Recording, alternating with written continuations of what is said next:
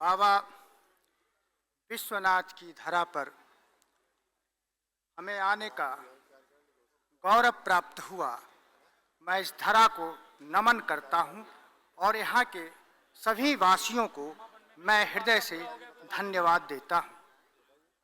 मैं इतना सौभाग्यशाली तो नहीं हो सका कि मुझे इस धरा पर जन्म हो सके, लेकिन आप सभी का जन्म हुआ और आप लोगों के दर्शन मात्र से हमारा भी मोक्ष का द्वार खुल जाता है। बात हो रही थी शक्तिपीठ की। बिना शक्ति के कोई गति प्राप्त नहीं कर सकता। भारत में बिहार में एक जिला है सीतामढ़ी। आपने राम का नाम सुना। राम की अर्धांगिनी माता सीता थी और उनका जो प्राकट्य स्थली है सीतामढ़ी के पुनौरा धाम में है। वहीं वो धरती से निकली है। भारत की ऐसी कोई धरा नहीं है जहां शक्ति धरती से निकली हो।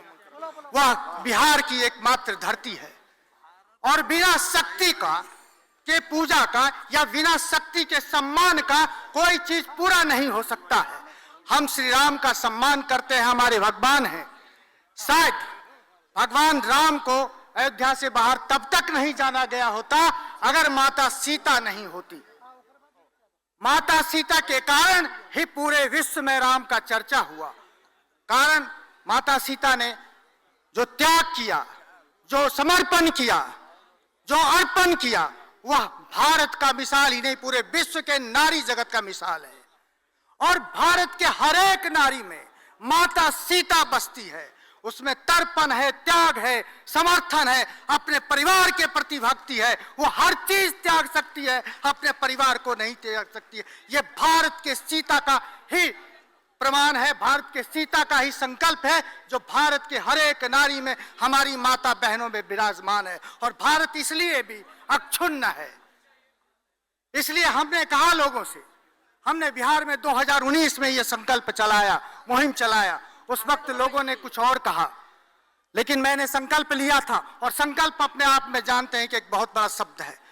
इसलिए संकल्प ऐसा लो कि असंभव को भी संभव करके दिखाओ। हमारे देश में युवाओं ने जो इतिहास रचा है वह काबिले तारीफ है और भारत का, विश्व का ऐसा कोई देश नहीं है जहां युवाओं ने इस तरह का कार्य किया हो। बिहार का वो सचिवालय आप जाकर के देखें। 7 विद्यार्थी अंग्रेजों की गोली खाकर अपने सीने पर भारत माता की झंडा को फहराया, नीचे गिरने नहीं दिया। हमारे देश में वो जज्बा है। हमारे देश में युवाओं का वो अदम्य साहस है जिसने समुद्र के सीरा को लांघ करके दिखा दिया, सर्वशक्तिमान महेश्वर का रास्ता रोक करके दिखा दिया। हमारा युवा महान है। अगर ये एक बार अंगड़ाई ले ले तो समय और इतिहास सबको बदल के रख देता है। इसलिए मैं सभी युवाओं से आग्रह करता हूँ, माताओं से आग्रह करता हूँ, बहनों से आग्रह करता हूँ, सम्मानित बुजुर्गों से आग्रह करता हूँ कि यह जो मंदिर बन रहा है, मैंने जब प्रयास किया और लगातार करता गया, बीच में मेरी तबीयत 3 साल तक के लिए मैं बेड पर पड़ा रहा। उसके बाद फिर से ये मुहिम चलाया और उसके बाद बिहार सरकार ने 5 सितंबर 2023 के कैबिनेट के मीटिंग में 72 करोड़ 47 लाख की राशि उस मंदिर के लिए आवंटित किया।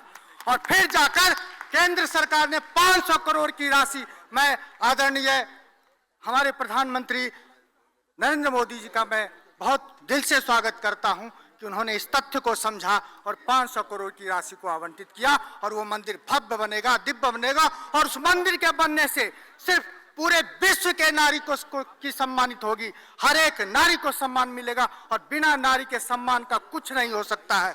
हमारी नजरिया हमारी बदलेगी। हम औरतों के प्रति, महिलाओं के प्रति हमारी धारणा बदलेगी कि हमारी माता, हमारी बहनों में क्या क्षमता रखता है। इसलिए समय आवा है। मैं रमन त्रिपाठी जी, पता नहीं उनके मन में ऐसा संकल्प कैसे आया और ये बहुत बड़ा चीज है, अतुलनीय है, कल्पनीय है। मैं तो कभी सोचा भी नहीं था। उनका जब मेरे पास फोन गया तो मैं भी अचंभित था और मुझे लगा कि इतना बड़ा कार्य कैसे हो सकता है। और उन्होंने करके दिखाया। पुरुषार्थ करने की जरूरत है। बहुत बहुत आप सभी को, हमारे बड़े भाई लक्ष्मी जी हैं, लक्ष्मी शर्मा जी हैं, इनका बहुत बड़ा साथ हमको मिला है और इनके सहयोग से ही बहुत कार्य को हमने संपन्न किया है। बहुत बहुत धन्यवाद।